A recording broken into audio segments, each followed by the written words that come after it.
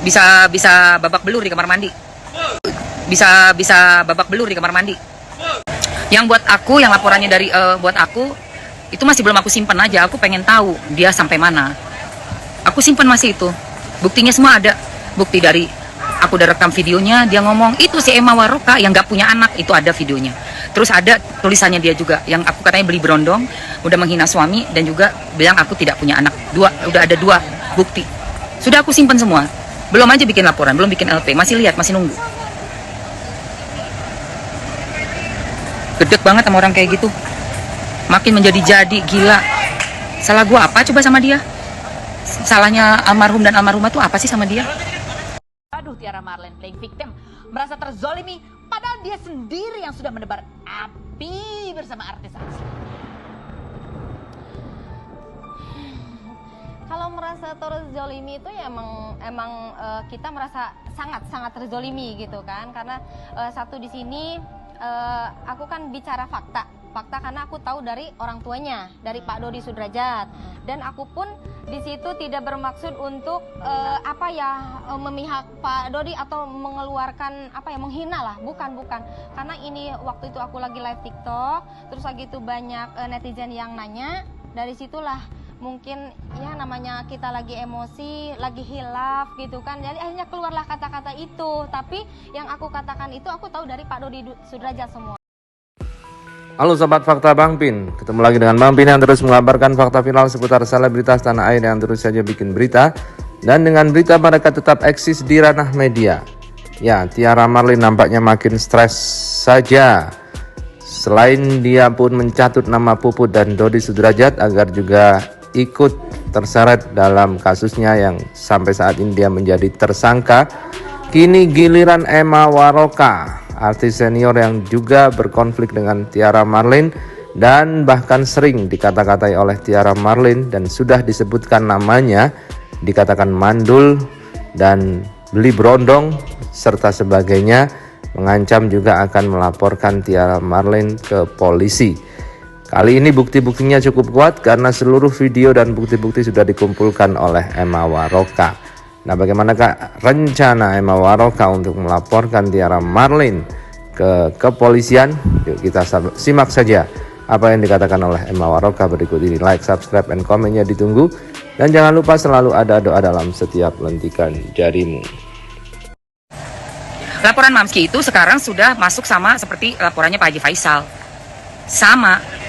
Kan yang Mamski laporkan itu adalah 3 orang kan, yang Mamski jadikan alasan melapor itu adalah almarhum Bibi, Vanessa Angel, dan Gala. Itu alasannya karena ada sebagai orang yang concern dengan berita yang hoax, yang berita yang memalukan dapat menjadikan dampak mental Gala ke depannya terganggu. Itu alasan Mamski, ada semuanya di BAI. Nah, dan laporan itu ditindaklanjuti lagi oleh langsung bapaknya Bibi gitu, Pak Haji Faisal.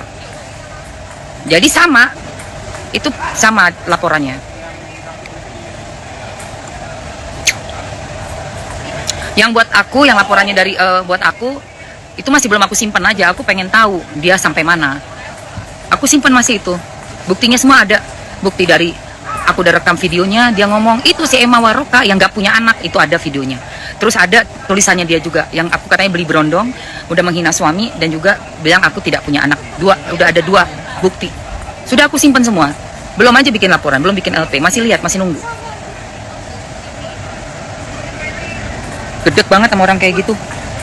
Makin menjadi-jadi, gila. Salah gua apa coba sama dia? Salahnya almarhum dan almarhumah tuh apa sih sama dia? Kok bisa cuap-cuap kayak begitu?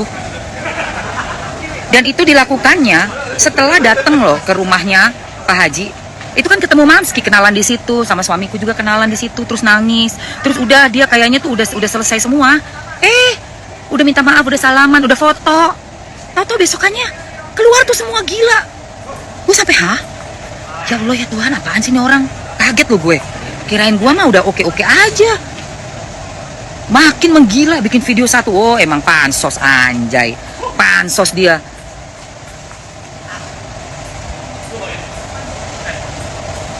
Ya elah, donasi itu tuh di amplop. Jadi dia tuh kayak dateng kan, datang itu kan udah bawa kamera, udah standby. So bawa donasi, bawa sumbangan, tapi kan udah standby untuk kerjaan lu mau ngeliput orang. Enak aja bawa masuk kamera semua di dalam rumah. Ya nggak diterima lah. Udah gitu itu ada gue saksi hidup. Mamski saksi, suami ada, Marisa Ica juga ada. Kita nyaksiin semua. Udah gitu dia ngasih kayak perjanjian disuruh tanda tangan. Sampai katanya kita yang di situ tuh ngelihat apaan nih, surat apaan.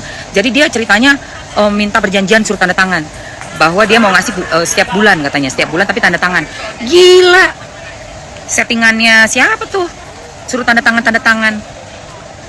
Nggak mau dong, tapi yang di amplop itu memang sudah dimasukin ke disodorin ke tangan, jadi diterima memang yang di amplop. Itu cuma berapa sih? Pokoknya nggak banyak lah.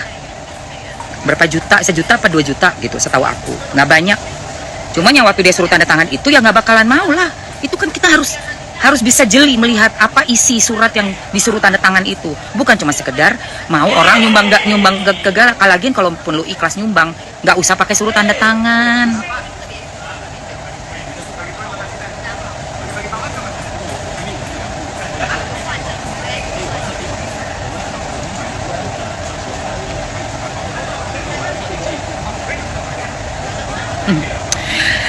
Mita Nazwa 36, gua nggak peduli dia mau marah karena apa, gua nggak peduli setan.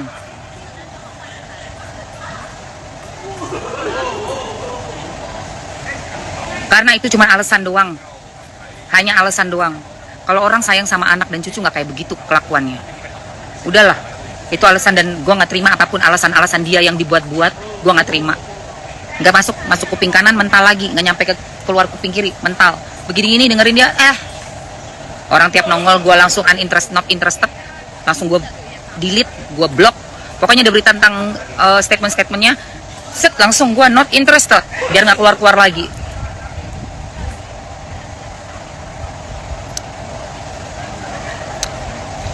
Terlalu banyak yang udah yang udah diucapkan yang menyakitkan hati. Sudah damage banget. Damage banget, menyakitkan hati banget. Gue sih nggak ada maaf ya buat dia, buat si tempe mendoan. Nggak ada gue maaf buat dia.